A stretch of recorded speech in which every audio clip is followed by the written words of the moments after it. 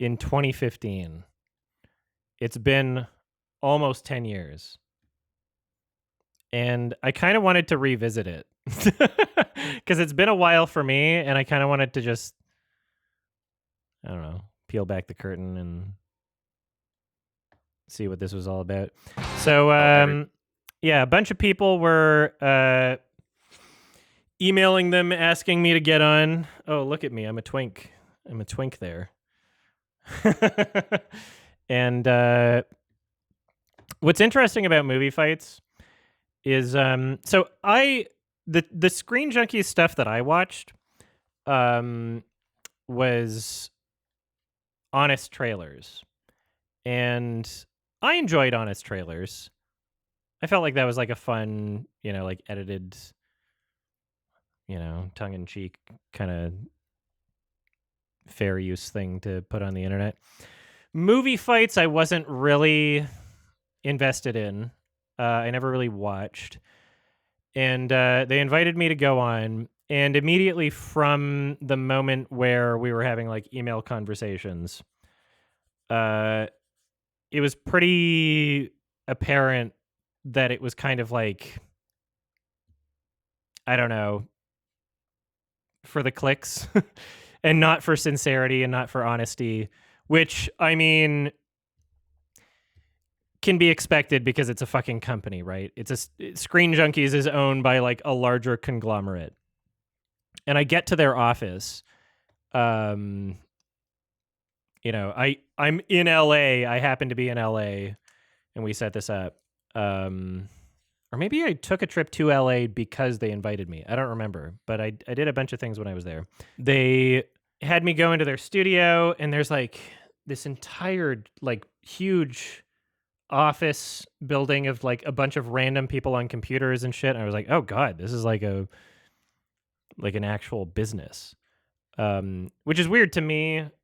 Not saying you shouldn't have anything turned into a business, but like what I do is so myself, indie. Like I just do the shit, and I have some editors working for me in like different countries and stuff. But like I don't have like a space rented out in LA, and all this like corporate nonsense, right? I don't even remember what their recent controversies are, but I went on Screen Junkies movie fights. Immediately, my first issue, before we even started recording, the way that they had this set up is they had the concept for the episode. They said the episode concept would be like 1985 movies, and I forget why. Yeah, best movie of 1985, pitch a Back to the Future sequel. I don't even care about Back to the Future. It seemed like, and especially me 10 years ago, I was like in my early 20s, right? A lot of their audience and a lot of people that were on their show, like I'm clearly the younger one here, a lot of them were in their 30s while I was in my early 20s. And so a lot of the conversations around movies were very much having to do with like soy 80s nonsense of like, oh, Ghostbusters and Back to the Future, and like, oh, you haven't seen this movie that was only a movie that I've seen because I was shown it as a child and I grew up with it, sort of thing. Like just, not trying to delegitimize anybody that actually likes those movies, but like the conversations were very centered around just like pop culture, Star Wars shit that I don't really care about. And what sucked about this is, even though the podcast or show is called Movie Fights, and it's like, okay, you're going to fight about movies, you're going to like have your real opinion and try to defend it. Unfortunately, it was so insincere to the point where like you don't go on there wanting to necessarily defend an opinion that you have. They have this email chain of conversations where you have to pick, like, so one of the conversations is best movie of 1985. And if somebody else already picks a different movie, you can't pick that same movie. So even if you believe that the best movie of 1985 is one that somebody else has already picked, you are now defending a position that you don't have. You are now essentially on like a high school debate team where the goal is to argue a position, but you don't even necessarily have that opinion, right? So I don't remember. I think I picked Brazil for best movie of 1985.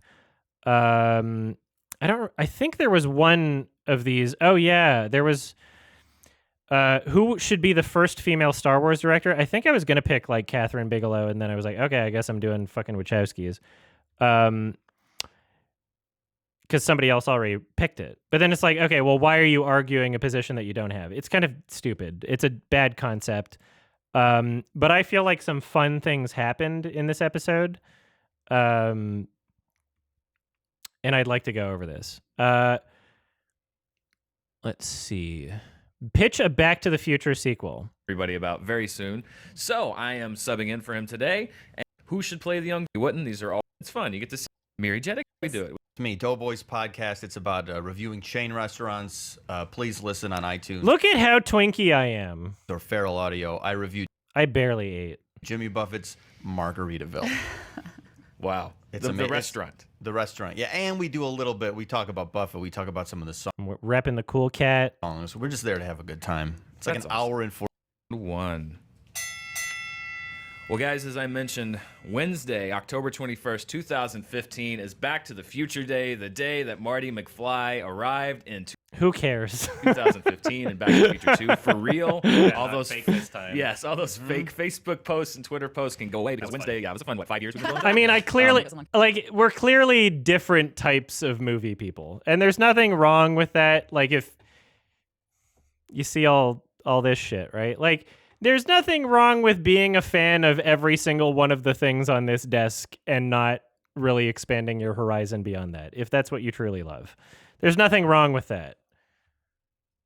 And there's nothing wrong with also not liking those things, right? So it was kind of funny having me on this show when I'm very clearly a different type of enjoyer of media, you know? Okay. It's been forever. Yeah. So because it's Back to the Future Day, and it's a big deal for all of us, I'm sure. We have a couple Back to the Future related questions. This topic we're about to talk about has led to a lot of controversy on movie fights before, so I'm curious to see how this turns out. Christopher Lloyd himself this week actually revived buzz about a Back to the Future 4. They want more Back to the could be worthy of the original that you would like to see. Old, he's ailing, he has dementia. He is... All right, here we go. Worthy of the original that you would like. Pitch a Back to the Future sequel, prequel, or reboot worthy of the original. Okay, I'm going to spill some beans here. The answers that we had to defend on the podcast, we had to submit beforehand in an email conversation. And my answer in the email conversation was Rick and Morty try to go back and prevent 9/11 from happening. Was my original submission, and they emailed me back saying to change it. Because they didn't want me to say that on the show.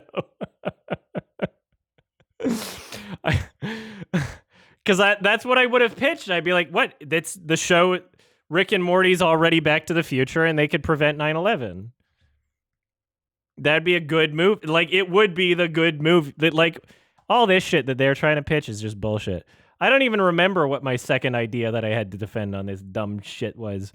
Also, if it sounds like I'm being like a little mean to Screen Junkies, I'm going to say one more thing here that's a little bit of spilling the beans, since I'm never going to have like a professional relationship with them anyway, and I don't really like the whole business over art model that they have. They invited me on 2 shows. This was one of them. The second show that they invited me on was like, they asked me to talk about Pokemon, right? And I was like, hell yeah, I'm going to talk about Pokemon. And I forget what the name of that show was. And I go on, and I record this entire fucking podcast with them. And then later, after the fact, I find out that it's only available for people to watch if they signed up for like the Screen Junkies subscription service. And I was like, hey, is there any way that my fans can watch this ever without signing up for your subscription service? They're like, no. I'm like, you can't give me like a link to like a clip of something? They didn't even tell me beforehand. So I felt like I was fucking duped. I felt like I was lied to, because the premise of me going on to that show, I did not know at all that it would not be something that people in my audience would be able to watch. So I found that to be very bullshitty, and who cares? Like to see. And Miri, we're gonna They're a business. start with you. All right. Back to the Future 4, or as I call it, Back to the Future 4 Great Scott, is a movie that opens in the early 2000s. Doc Brown is old. He's ailing. He has dementia. He is starting to lose his memory and is having a hard I'm sure it's lost media now. I don't think I even have a copy of it. I got to nerd out over Pokemon. I don't even remember what we talked about. I was pissed. Oh, it's subscription service only. Go fuck yourselves. Does that even exist anymore? Do they even have that subscription service anymore?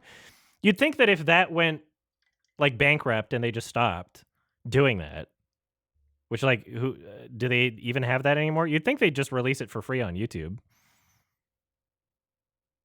time remembering those moments in his life when he actually made the time machine, happier times, and he and Marty McFly are having a conversation. Marty's trying to convince him to go into the future to find a cure for his dementia, and he doesn't want to do that. For some reason, he's compelled to go back to 1955. He doesn't know why. He just feels a very strong inclination. A urge to go back to that dementia time. plot. So he convinces Marty. They have an argument. He convinces Marty that this is what he should do. Marty wants to go with him. He says, no, I got to do this by myself. Gets in the time machine, goes back to 1955, and the movie really opens up at that moment when he arrives at the scene just when Marty left and went back to 1985. And he watches himself, and he sees himself pull out the shards of that letter he had ripped up. And he realizes that his younger self won't tape the letter back together and read it. And then he remembers. He remembers why he's there. He's there to convince his younger self is that he has. So yeah, they're pitching their ideas. I believe in canon. I believe in They're continuing a stinky. franchise. Okay, so I want to pick up where we last left these characters, and I'm of course talking about the Back to the Future ride at Universal Studios. Now, hear me out. Doc Brown is working at the Institute for Future Technology. He's a scientist. He is running like a big lab. They're testing time travel because he obviously created it, so he's the best one to do it. Now, it's the year 2015. He's got a young upstart intern who's a little bit troubled that decides to go joyriding back to the time when she was in her mother's womb and her parents split up. So she wants to see what this was all about. Why did her parents split up? But I was not actually writing anything. Thank you, Star.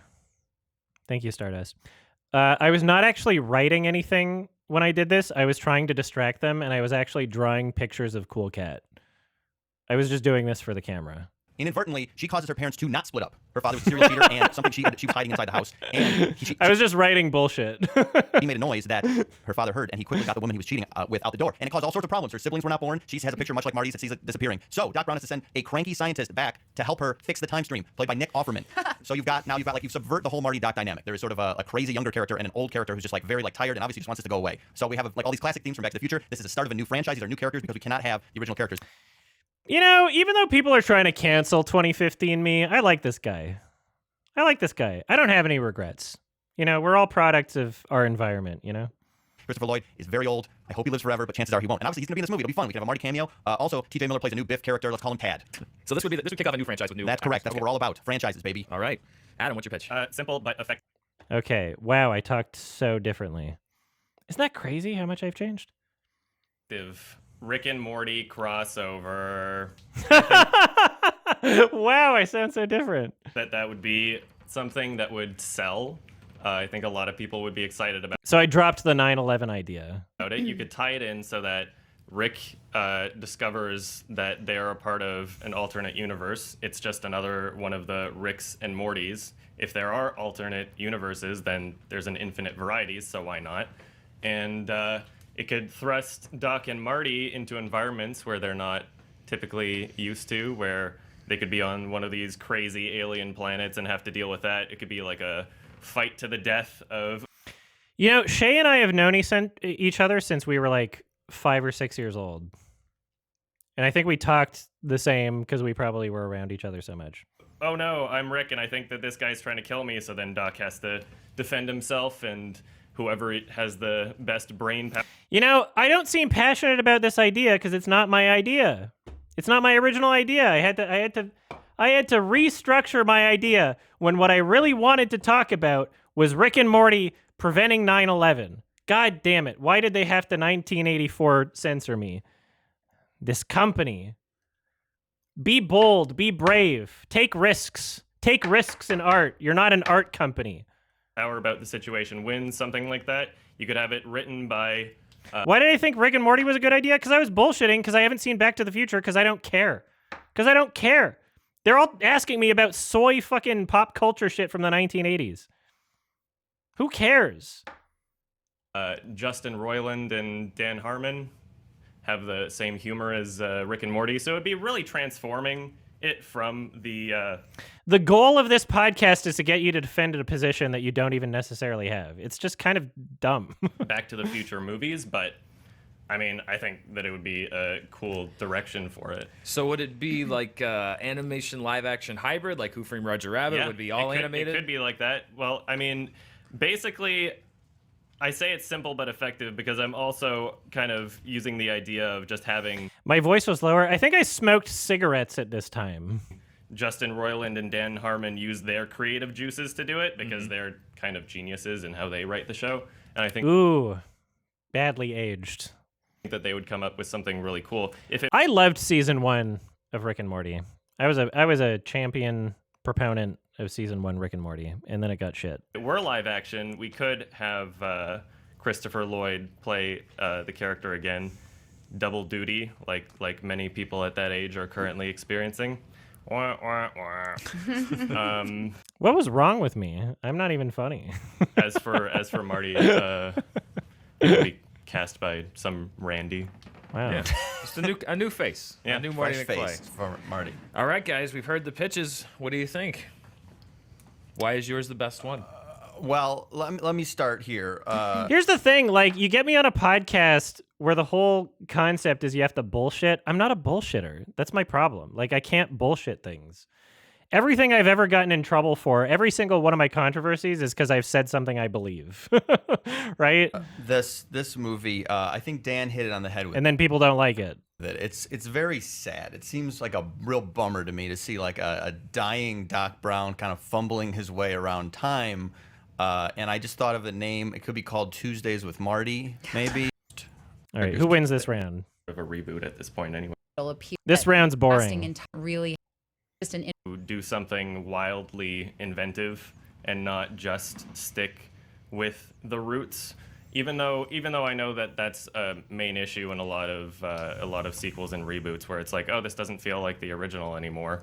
My heart's not in this So one. it's hard to differ there as far as like it's such a we all agree that maybe they just gonna All right. go Rick and Morty crossover. I'm gonna go with I won! I won this one. I won this one anyway. My heart wasn't in it, but I pulled through and bullshitted well enough, I guess. Adam. Adam gets the point. Because everybody else sucks so much. But do we all agree that maybe they just shouldn't make it? Well, Yeah, no, of I course agree. not. Why would we ever want to do that? Best case Let's all scenario, agree. less This guy was fun. I forget his name. He was cool to be around. We all agree that maybe they just Yeah, Dan was Shouldn't kind of make it. fun. Well, too. Yeah, no. If that's his name, is that the guy's name Dan? Of course not. Why would we ever want to do that? The two white guys were fun. best case Let's all scenario, agree. lesser of three evils. exactly. There you go. Okay, round 2.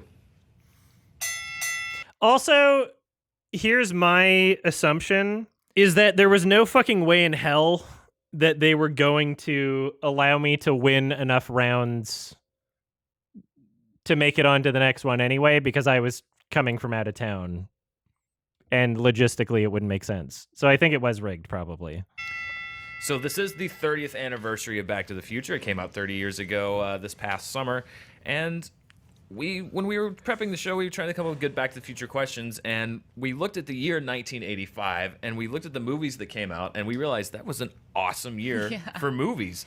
So round 2's question: what is the best movie from the year 1985? Mike, you're up first. I'm gonna go with Pee-wee's Big. So this guy doesn't look like he's having fun because he's sitting next to me, and I am a charisma vacuum, and I'm sucking out all of the energy from the people around me. That is my superpower. Adventure. Okay, this is a movie that introduced a pop Pee-wee. culture icon into the consciousness, and let's think All right. about how I'm going for my strat here. I'm doodling to try and distract him. strange Pee-wee Herman is. It's like a weird man-child in a suit, and he has this unnerving laugh. Like, I was rewatching it yesterday, and I was like, how is this working? How does this movie or this character work? But I loved it as a kid. My parents loved it. And this movie is so good. It is very simple. Right. It's incredibly I'm drawing fun. Cool It's got Cat. these amazing sets. It's got the direction, the early Tim Burton direction, which was just super fun. And not only is Pee-wee himself iconic, the moments in the movie, the bike chain, the tequila, everything, this holds up. This is stuff that's still in our public consciousness. Pee-wee's had TV shows and movies, and he's going to have another movie. That is how popular Pee-wee Herman is, and this movie started it all. Great, Adam. Brazil, easy. This is an opinion I actually have. It's Criterion Collection. It's known as one of the I don't know if I defended it well at this age. We all grow. best movies ever made. It's got a million different endings, and that's also relevant as to why it's a good movie, because the main theme of the film is this dystopian future where this guy is going. I wasn't able to talk as well. I feel like if I was in this exact same scenario at this day and age, I feel like I've learned a lot and I've grown a lot. It's kind of interesting to like look back at your past version of yourself and reflect. Which, because I have so much of myself like memorialized in video form, I'm able to do much more easily than a lot of other people. Because like, I don't know, like me, I'm age 33 right now. This was like 9 years ago when this was recorded. If I wasn't shown this video footage, I don't think I would have like a proper, fully realized interpretation of what I was at that age, you know? I feel like looking at this, I'm like confronted with that, which I think is not a bad thing to be confronted with. I know that there's a lot of people that put their shit onto the internet and they'll just like delete every old thing they've ever made. But like, I don't believe in that. I believe that it's cool to see where you've come from and see how you've grown and see, you know, the type of person that you were and compare and contrast that to the type of person you are now, which I think is interesting. Like, I'm a fan of growth and change. Up against the man, going up against the system. And there was actually, in the production, there was basically this kind of art imitating life and vice versa thing going on with Terry Gilliam, where he had to go up against the studios to fight for the ending that we actually got. There was an argument with Terry Gilliam and the studio heads where they were trying to force in this like super sappy, really bad, terrible Hollywood ending, and which maybe these people would have loved. the way that he won that was that he showed it to critics without their permission, and then critics started hyping it up for the Academy Awards, saying things like, oh, I wonder if an unreleased version of a film can win. And the studio was so embarrassed by that point that they were like, okay, I guess we got to release this version. And the crappy version only wound up getting released on like TV. And I mean, it's not a bad argument I'm making. I just sound so unconfident as I'm saying it at this age. so I hadn't had like a lot of like on-camera appearances at this point. it's kind of a miracle movie in a sense where its own themes are being I wasn't like streaming or anything. presented in the production of the movie itself. As for the actual movie, if you look at Terry Gilliam's direction, just how chaotic the entire environment is, how great it is at making commentary about the future in terms of over exaggerating the woman's like makeup and how her quest for trying to look beautiful is making her look ugly, and the crazy design and costumes and everything, the miniatures, where even when I'm looking at those dream scenes now, I'm still thinking, how did he accomplish that? It's a fantastic movie, and it's, in terms of talent, filmmaking, and everything, it blows every other movie out of the way for 1985. Brazil. All right, Miri, what's your choice? Even though I haven't seen every movie from 1985, but out of the ones I have seen, that'd be the one I argue, yeah. Choice is The Breakfast Club. Breakfast Club is good, but it's no Brazil. I think The Breakfast Club, first of all, is a great film. And I think it's a great film because it has wonderful performances. It's a really tight script. It's a contained movie. And I think it contains universal themes that stand the test of time. It talks about teen angst and peer pressure and fitting in. And I think What's funny is I did a much better job arguing for this than the last round, but I won the last round. all very universal, very And we'll see what happens here. fundamental human things that we all deal with when we're growing up, no matter where we are. So The Breakfast Club is a great film because it also transcends cultures. It transcends time. It's more than Pee-wee's Big Adventure movie. People quote teen movie listed as One of our later round two is, you've all three picked fantastic movies. So this round is going to be much more about convincing me why yours is the better pick than the other two. Because Round I think we two. all agree they're all great movies. Yeah. And I think you kind of started with that a little bit with your arguments over Pee-wee. Mike, sell me on Pee-wee's Big Adventure. Why is it better than Brazil and Breakfast Club? Well, I mean, Pee-wee, it's just because this is a movie, like Breakfast Club is something that I think for a certain generation, it is All right, distraction time. very important. Whereas, like, I hate to keep talking about my parents. Jeff and Marcy, hello. They watch every Sunday. But like, that is not a movie that they saw. That is not a thing. Pee-wee is something that I enjoyed with my parents together. I think that that's cool. I'm just fucking with people. Something that culturally, like, everyone was enjoying at the time. And Brazil, look, Brazil is fantastic. It's beautiful, but like, let's go, like, sometimes complicated and it's sort of an overgrown weed of a movie. I hate to say it, but like, it's very sort of excessive, and like the points, like, it's sort of murky in places, like exactly sort of what its point is. But I'm not even it's looking at what I'm writing. It's such a lean movie. It's such a fun movie, and every part of it is memorable. Every single part of it is memorable. Almost every part of it, you were like, is sort of an iconic moment. Whereas like Brazil has great parts, but it's not something that everybody knows. Like I always say, people would say that Here Come the Warm Jets is a better album than AC/DC's Back in Black. But what is more memorable? What is more culturally relevant? What do people remember more? It's AC/DC for whatever reason. I'm just saying that I think we should factor into when a whole public kind of latches onto a character or a movie. Okay. That's an interesting argument to make for like best movie, is like, what do people remember the most? That's not. I wouldn't necessarily agree with that.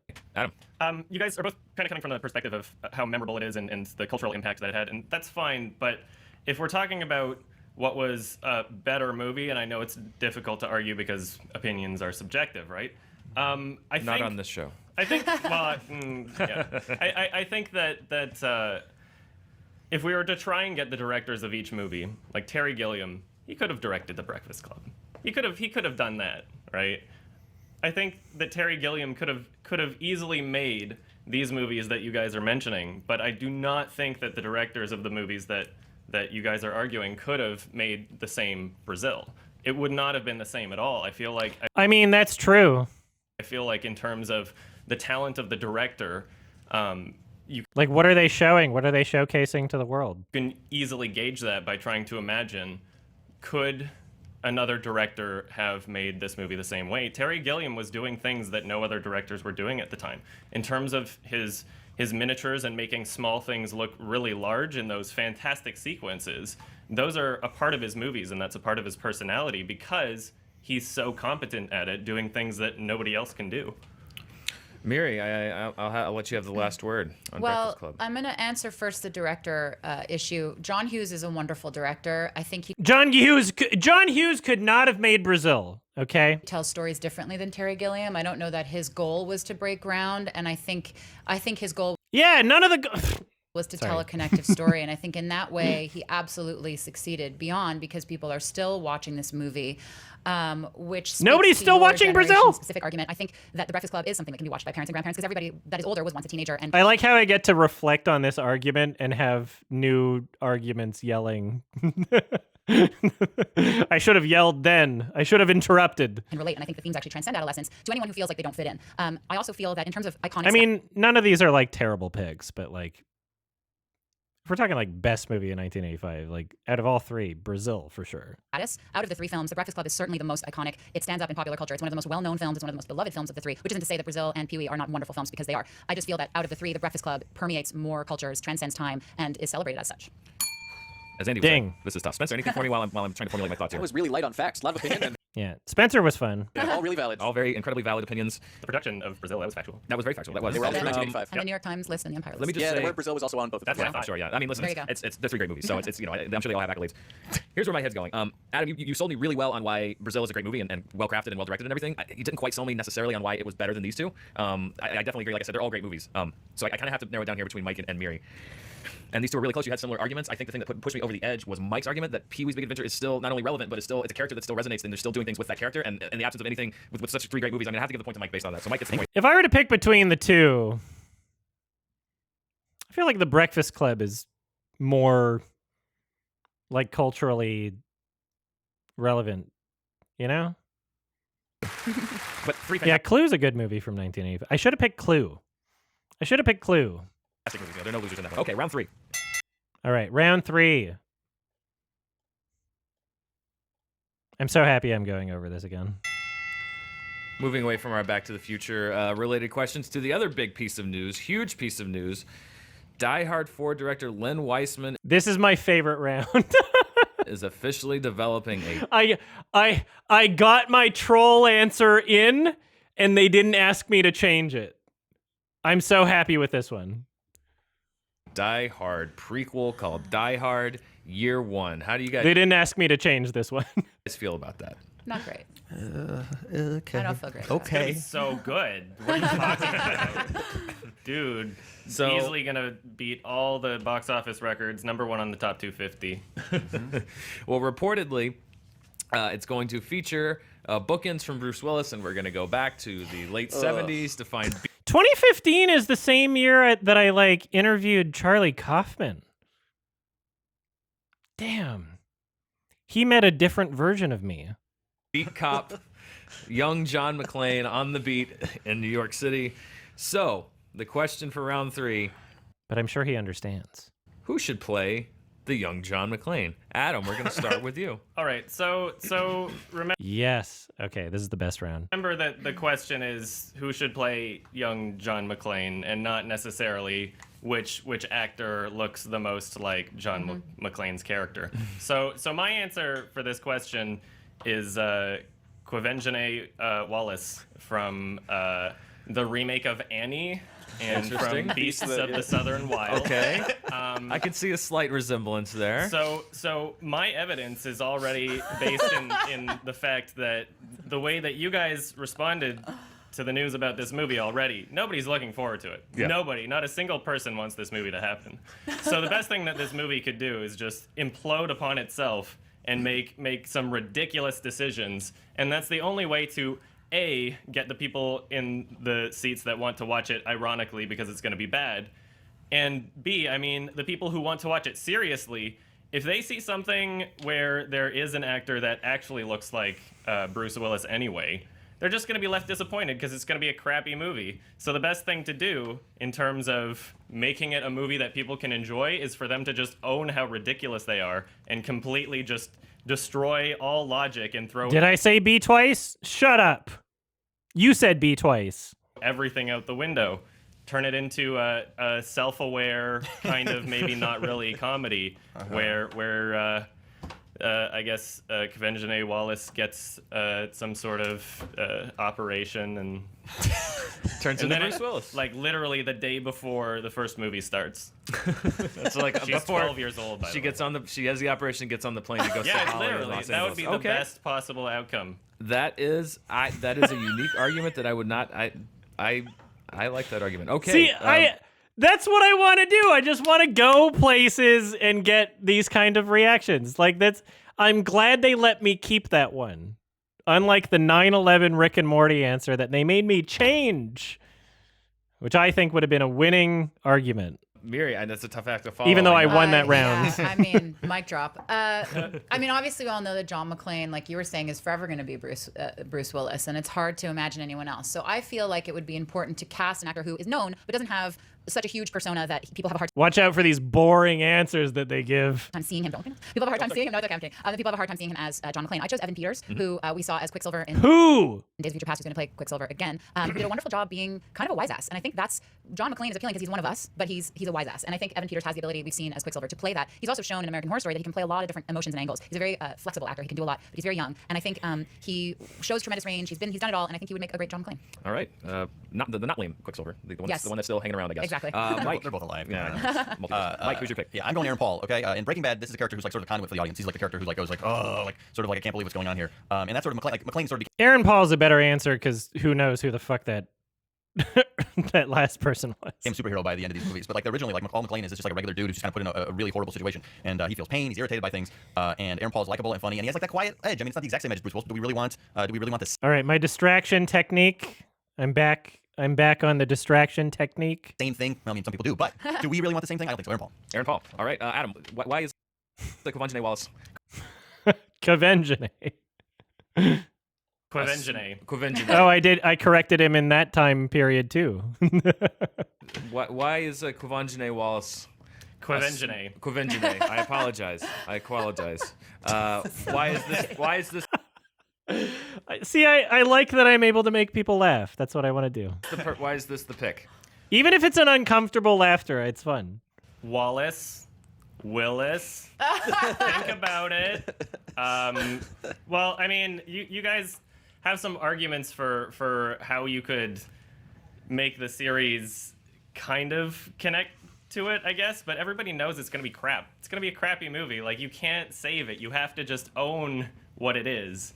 If they're seriously going to do it, they just need to get someone in the reins that can pull off a satirical, self-aware comedy or something like that, and just Either make it so bad that no one wants to make a reboot again, make it unprofitable so that no one will see it, or just own it as a comedy and then no one will seriously be mad. No matter what anybody does at this point, people are going to consider it to be ruining the first movie. If it's self-aware about it and it's a joke, then it won't ruin the first movie, and that is what's most important. Interesting. So it's like the Gremlins 2 approach, like kind of like it's My vibes are so different. I don't belong on this planet. it's like a parody of the first one. feels for my entire life. Well, actually, not really. So that's a Wow. bad arc. Sort of. Yeah. It gets weird. Anyway, look, I want to see this movie. Yeah. Exactly. Don't get me wrong. I would love to see this movie. I would get excited about it. I would say, what is going on? But, like, it's not going to happen. It cannot happen. Like, there's no way it's going to happen. Like, I agree that the public is a bit tired of this franchise, but you gotta try something, because since unfortunately that's never going to happen. And again, I say unfortunately, this would be my That's choice irrelevant. if We're it was talking possible. hypotheticals. I guess so, Hypothetical. but we sort of like, since they're talking about it with the bookends. But Aaron Paul, he is a guy who is First of all, he's not been in some great movies lately. He needs something that is very simple and relatable to get this guy's career back moving. Because he's great. We all love him. Like, he's one of the most popular characters. if not Distraction. the most popular character. Distraction time. And I think the audience connects with him when the material is good, and hopefully this material is to be good. So why Furiously. over Evan Peters? Well, Evan Peters, he's sort of like, I like him a lot. He's just sort of like a stonery dude. And it's like a little bit, especially if we're going to see Bruce Willis. Bruce Willis isn't like a stonery dude. You know what I'm talking about? Mm-hmm. He's more like a Jersey rock and roll guy. Look up Bruce Willis's albums on YouTube, please. Bruno, right? The Return of Bruno. Return yes. of Bruno. Miri, I mean, why Evan Peters over Aaron Paul specifically? I'm sure that there's, I'm just trying to differentiate the two of you over each other before I start unraveling everything that's going on in my head right now. Well, I spice things up. I made their podcast less boring for people like me. Well, I think Evan Peters, I love Aaron Paul, and I get why you chose him. I think he's fabulous. But I also think that he's so ingrained in our minds as, Breaking Bad and his character in Breaking Bad. And I feel like he's a little further along, that it might be harder for people to really buy the John McClane. Whereas Evan Peters is really not that well known yet. He's done enough to show us that he could step into the role in terms of his abilities, and he's done physical stunts, so we know he can do that. But he hasn't done so much that it might be difficult for audiences that are already having a hard time wrapping their heads around this whole thing to wrap their heads around yet another thing, which is, wait a second, now I'm supposed to believe that Aaron Paul is this guy? Like, wait a second. Evan Peters isn't quite a household name the way Aaron Paul is, and I think that's to his benefit. Kavenjane. With Kavenjane, I agree. Like, that's for sure the movie I want to see, but I just don't think it will See? get made. You would see that. Everybody I watch would, it. Movie. but I don't think it would get made, and I think it would make a great movie hypothetically, but it wouldn't get made. Okay. Spencer, any cleanup? Aaron Paul actually turned down Jai Courtney's role in Good Day to Die Hard because it conflicted with Breaking Bad. And Oh. He was waiting to play John McClane, obviously. He knew that was going to happen. Good call. yeah, Kavenjane Wallace is 12. Yeah, So it's happy 12. birthday, Kavenjane. Like today or Last month. Yeah. last month? Okay. How do you even approach this? I don't know. You have a tough job. There's a I clear mean, answer here. you guys both you guys both kind of made your mind up for me, which is the question isn't who will play young John McClane, and the question is Right. who should play young John McClane. And you, as you said it, I can't believe it. you both said that you would go see this movie know. and you Should wouldn't never have said otherwise. it. And I mean, you both admitted it. And I think, this sounds crazy, Yes! but if we're talking about how do you get excited about this movie and get people to see it, that's the way to go. So I'm giving the point to Adam. Movie fights history made. I mean, The best answer on any movie fights ever, and it won. And they didn't make me change it. I'm happy I got that through. I'm happy I was there to do that.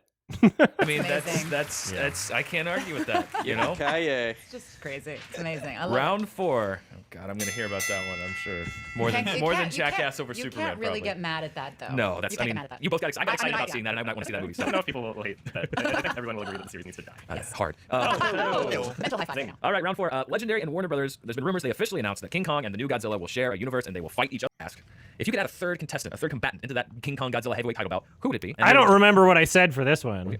For me, the obvious choice would be Mothra, because So Mothra. Mothra would, she's actually probably gonna Mothra another. The way that these things are done now, like Godzilla last one is very takes itself very seriously, and like Mothra, okay, I won't say that. because Power it's too Rangers? Like I want where all that stuff comes from. Right. Or the Dragons or Titanus, any of the other jungle megazords, whatever they have.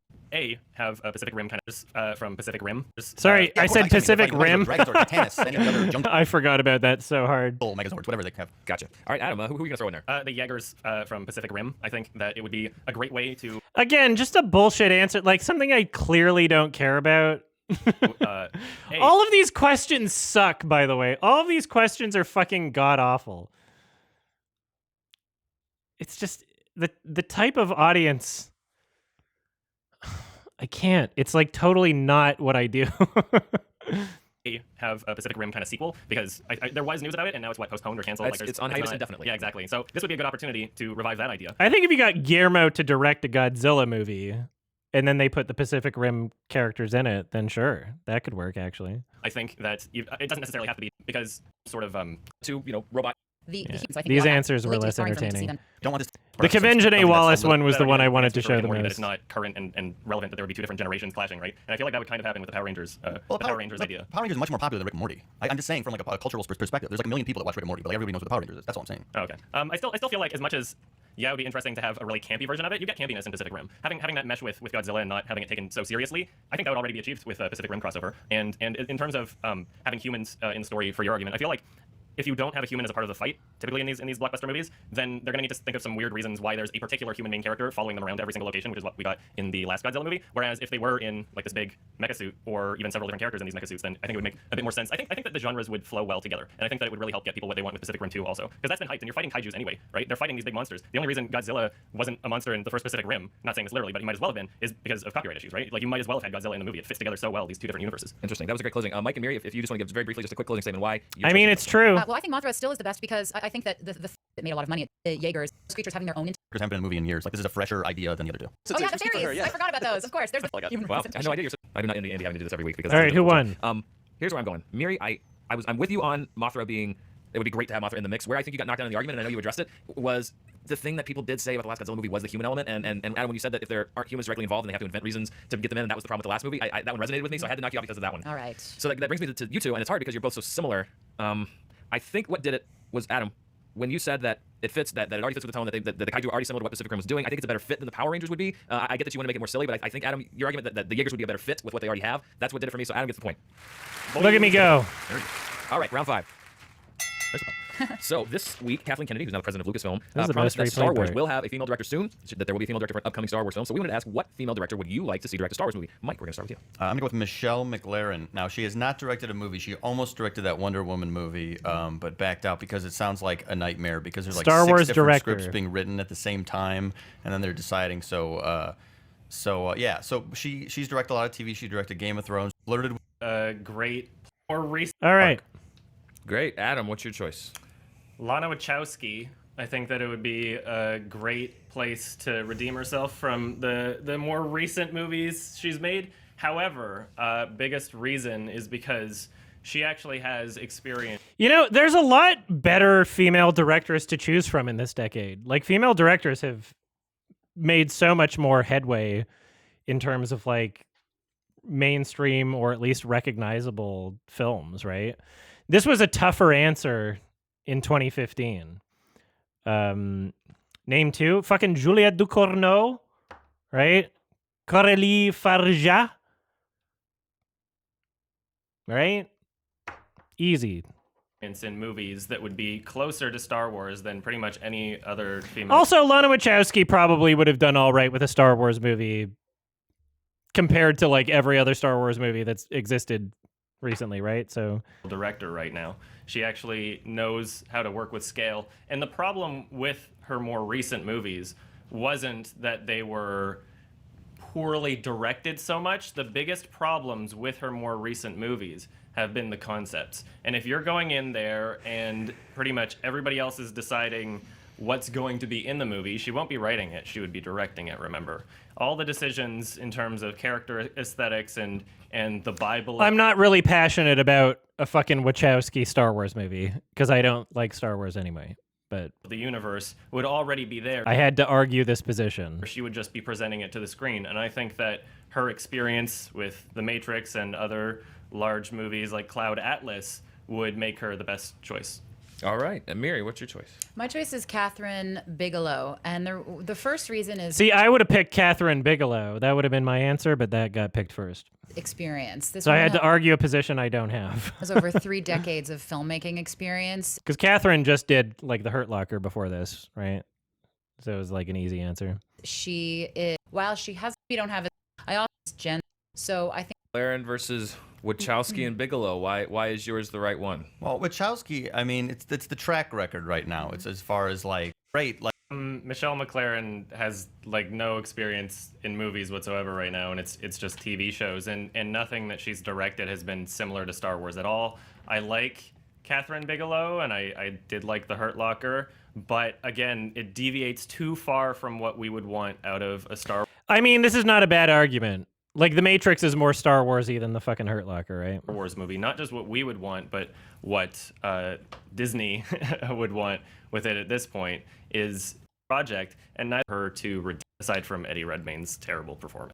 Kind of the genre that Catherine Bigelow usually. small scale. It wasn't a huge. That speaks again to Lana Why is this the Wachowski. most Yes, replayed? she's worked with scale, and has a proven track record who can step into that genre and still own it because of her experience. I think Lana Wachowski's had a few failures, and I think that makes us question her ability to take on a celebrated franchise like this. It's Star Wars. It's, you can take risks, but you can't really take risks. So my feeling is that Catherine Bigelow is the choice. Great. That was a great closing. Mike, what's your closing on Michelle McLaren? let's remember, like, you can take great TV directors, like the Russo brothers, like really prove themselves at like action and directing a big film. They're going to be directing like the biggest movie ever, and these are just guys who directed comedy, like. And you take a great TV director like Michelle McLaren, and you give her all the tools, and she's going to knock it out of the park. Like Breaking Bad is such a cinematic TV show. She obviously can handle something like a. Why was that the most Wachowski, replayed? sell me.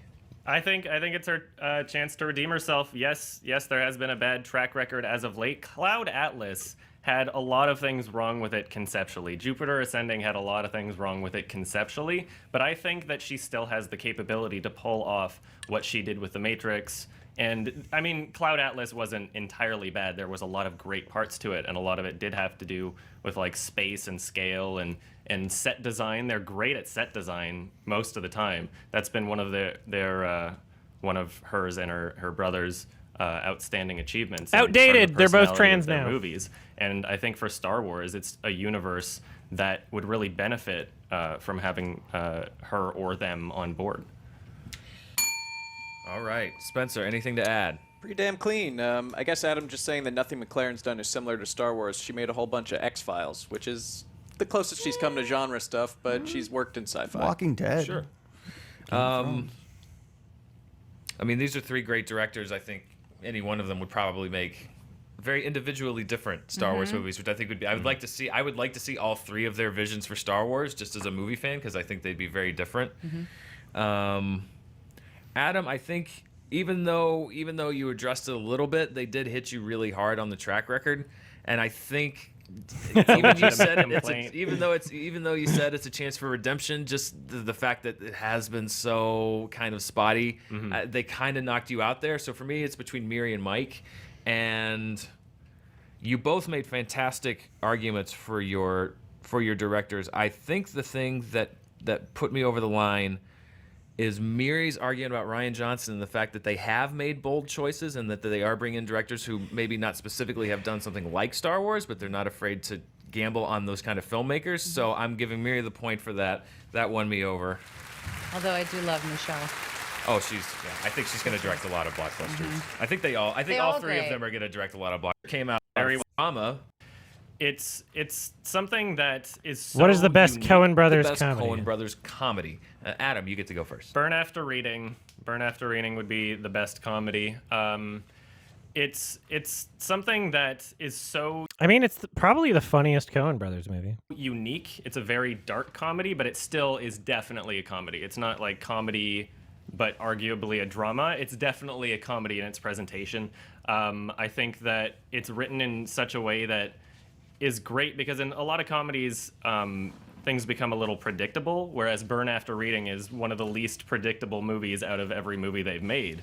I think that the performances are fantastic. You've got George Clooney and Brad Pitt typically playing characters where you're just basically seeing George Clooney and Brad Pitt. But in this movie, they're playing wildly unique characters. Even though George Clooney is a bit more similar to how he typically acts, you can see these subtle nuances and these tics in his performance. He's got a lot of like weird mental issues in the film. Very interesting, very watchable characters. Again, Brad Pitt just did a fantastic job, and you rarely ever get to see him play I mean, The Big Lebowski is great. I think I like Burn After Reading more. a character like that. He's never really used for that kind of role, and it turned out to Also, I think at this point in time, in the year 2015, I had not seen The Big Lebowski yet, and I wasn't about to defend a movie I haven't seen. be fantastic. It was And they don't necessarily know their I don't know if Fargo is the best funny. comedy Coen from Brothers, the Coen their Brothers. performances, comedic. Just Best cinematography, but like which Yeah. oh yeah. like every single character in the movie is funny. Almost every line. All three. Yeah. And Big Lebowski's and probably going to win. I forget how this it's- went. Fargo is not listed as a comedy on IMDb. The other two are. I thought it was funny though. The accent. I've Funny. always There's thought funny it. stuff. I've always There's funny thought it. things in There's there. humor in thought it, of but it. there's, Yeah. there's humor in like Synecdoche, New York. There's humor in some of the most like depressing Was there? movies ever It's made. listed it's listed as a neo-noir thriller comedy. I always I saw thought that. I saw that listing. It's I- like I- a hybrid It's like a dark. I always thought it was like a dark. This podcast's a dark comedy. comedy. Dark Yeah, I think this was kind of easy for me. I mean, A Serious Man's fucking awesome. just because nobody really addressed it that well, which is that Miri and Adam, you both certainly painted a lot of very admirable things about your movie, but I think Mike kind of hit it on the head when he said, you were pointing out lots of other great things about the movie, but that his was the funniest, and his had the cult, and his had the stupid, dumb things in it. Whereas I think you guys pointed out a lot of very admirable things about your movies, but Mike did the best case for me of selling why his was the funniest and the best comedy. So I'm going to give that point to Mike, which means it's 3 points for Adam, 2 points for Mike. You guys are moving on to the speed round. Miri, I'm sorry. It's all right. You got the point, but Speed you're gonna round. help us, please. You're gonna help me and Spencer judge All right. who is going to get these points in the for that. You'll have to make a second choice. You both get 15 seconds with a 5-second rebuttal. Spencer's gonna help me keep time. You guys ready for the speed round? Yes. Let's do it. No, but let's do it. Question 1. Haha. What is the best movie directed by Christopher Guest? So I fucked up here because I was like, I don't know who Christopher Guest is. Even though I had seen a Christopher Guest movie, but I just didn't associate his name with it. So I'd seen Spinal Tap, but the way I answered here made it seem like I hadn't. Best in Show. I'm not even familiar with the director. Damn. But it's a fun movie. It's very funny. It's about dogs. Eugene Levy. I think it's like as far as the Christopher Guest didn't even direct Spinal Tap. Was he an actor in it? I guess the question was directed by, not what is the best Christopher Guest movie. So I guess I wouldn't have won either way. improvised movies, I think it's the one that actually kind of holds together the best. Some of the other ones sort of. And I did see Best in Show before that point, but I wasn't huge on it because I think I was too young to understand it. Like I feel like the story kind of falls apart, but this one for some reason like. So I fumbled this one. The Dark Knight. No, there you go. I would like to see that. Just for Guest Dark Knight movie. All right, well, yeah, Christopher Guest. So Mike will get the point on that one. That was fine. That's it. It happens. I didn't know a Jai it's Courtney Canada movie. thing, actually. Yeah, Last time I that- didn't know a Jai Courtney role at all. I couldn't name one. Yeah, that's a tricky. That's tricky. That's really tricky. Christopher Certified not movie watcher. Guest. People need to get up to the Great Me. White North. That's the lesson that we've learned. I'm from Canada. I love Oh. Christopher Guest. Well, so I'm- okay. Just saying. Fair enough. Cultural shot, Dan. Okay. No, not a cultural shot. It's just what you like. What is the worst movie starring Will Ferrell? Bewitched. I think I'm going to say Step Brothers, which nobody agrees with. Step Brothers. Everybody loves that movie. It's fucking awful.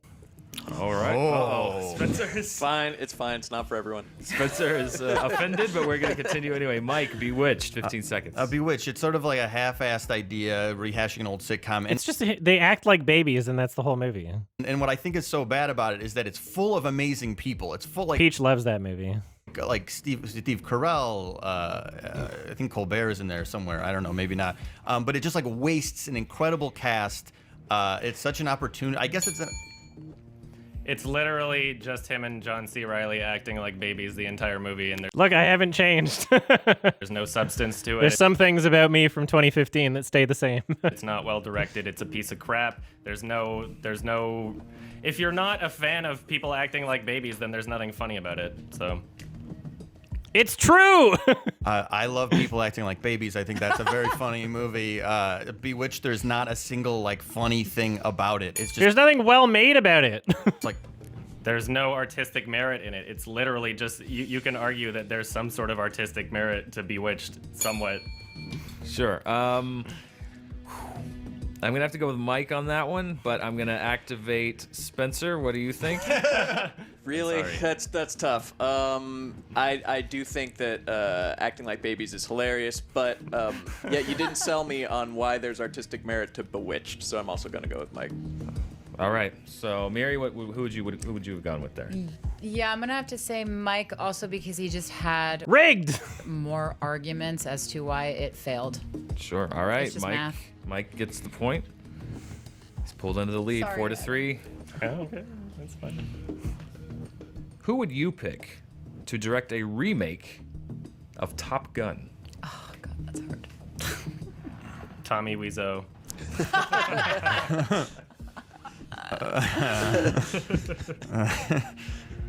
I'll say J.J. Abrams. J.J. Abrams. All right, Tommy Wiseau. Well, I never thought I'd say this. Tommy Wiseau versus J.J. Abrams. Adam, you answered first, so I'll let you talk first. It would be an amazing movie filled with wonderful direction. He would likely film it in 2D and 3D at the same time with different cameras, digital and film. It would be an all-out spectacle. I'm sure that all of the performances would be amazing, and it's something that everyone wants to see. J.J. Abrams, he loves to remake movies, okay? And he's very good at giving you a nice 3-star remake.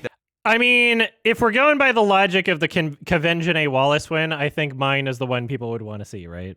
That is not offensive. Fuck JJ. That is something that is very watchable, that is very shiny. There'll be a Beastie Boys song in it. America will love it. The Tommy Wiseau, look, I have seen his neighbor.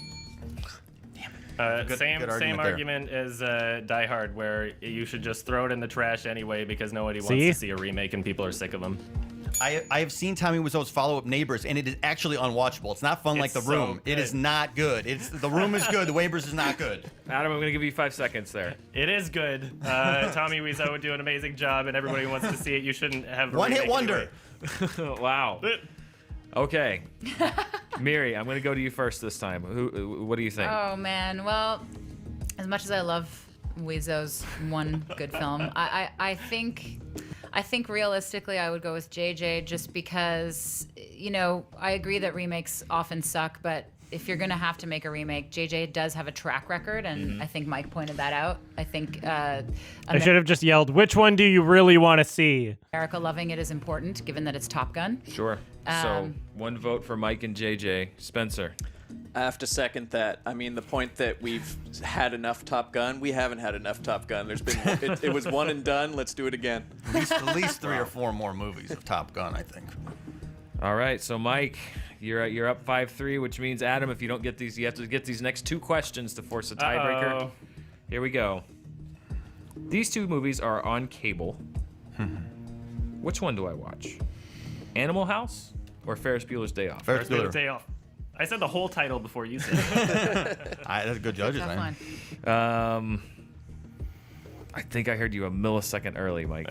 So, all right. Mike, you get Ferris. I don't think I had seen Animal. This is again like so centered on like 80s pop culture for 30-year-olds when I was like a 23-year-old, which is like it's It's not fair. Bueller, Adam, Animal House. I'll give you a second to collect your thoughts, Mike. Like I haven't seen it. Ferris I think Bueller- I'm even just gonna say I haven't seen it and forfeit it. It's just like it's instantly. It's like rewatchable. Or do I bullshit? Will I say I haven't seen it and tell the truth? Or do I bullshit and pretend I've seen the movie? Let's Well, that find is a out. movie everyone has seen a million times. I don't remember. Animal House is fine, but like it feels dated to me. Ferris Bueller really seems timeless. The performances I don't think I can bullshit. are amazing. Again, it's the thing like those lines I think are more quotable and more fun I to think I have to tell the truth. me than anything in Animal House. Adam. I haven't seen Animal House. I'm an honest guy. Oh boy. We did it, Reddit. Wow. Could you imagine if I pretended? Okay. That's an interesting. Mike, do you want to Congratulations. take the point of the victory, or we can try? I'll take the point. Oh, all right. Well, I don't need to compete more. Fine. I need to eat lunch. Yeah. do you want to argue Animal House just in case? John Landis. It's directed by Tommy Wiseau, right? No, it's not. A different one. A different one. All right. Well, then, Mike, with that, you get. Yeah, a 23-year-old going up against a bunch of 30-year-olds on 80s pop culture was never going to work out. The point. You get the win. The come from behind victory. Congratulations. It was Mike fun, though. Carlson. Thank you very much. You're the winner of today's movie fight. After watching this whole thing again, I don't think it was rigged. I think those all the points were honest.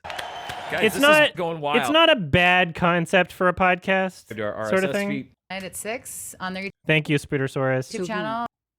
I definitely not as much of a quick thinker for unanticipated questions, but I had a lot of fun. Sorry for interrupting near the beginning. I had a bit of a brain fart. Everybody go vote, Canadians. Go vote. Do it. And check Adam out Oh yeah, there was an election. on Your Movie Sucks on YouTube, right? Yep. Absolutely. YMS, you can just search that. It's easy. It's only 3 letters. YMS on YouTube. there you go. Spencer Gilbert at Spencer Jake. I feel so out of place, and it's so funny that I was on here. All that I care about is that I got the Kevengene Wallace answer, and they didn't make me change that one, and I won. So I'm happy. I'm happy that that's what I got to do. Not happy that I went on one of their shows that nobody's ever going to be able to see. But yeah, that was a fun experience. I like to dip my toes into corporate media every once in a while whenever they want to accept me. But yeah, it was an interesting adventure, I guess. Yeah, weird. A weird setup. A weird business. That was like the beginnings of how corporate YouTube became. You know? Now that type of shit is everywhere. Screen junkies were like the canary in the coal mine, you know? Yeah, that was fun. That was a fun little revisiting. No hate to the people on Screen Junkies, but maybe a little bit of hate to the business itself, I guess. Just how it operates. Hey everybody, Olivia here. Thanks for watching yet again. It's October of 2024, and these are all of my beautiful supporters. Michael Bradley, Joaquin, Evia Del Puerto, Ivy Gladstone, Jordan A, Nico Fuentes, Joel999, Speak of the Joker, Modern Nerd, Snack Pilled, Cybris, Chevital Goat, The Flying Marlin, Lobster Ite, Mayra Geek, Mead Marmalade, Silverwind, fucking hell.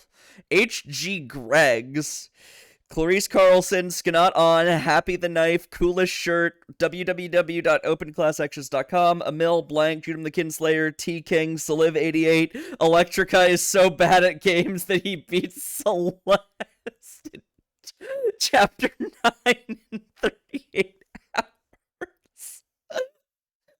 Why is that your username, Electrica? God, I'm gonna trip over that every time.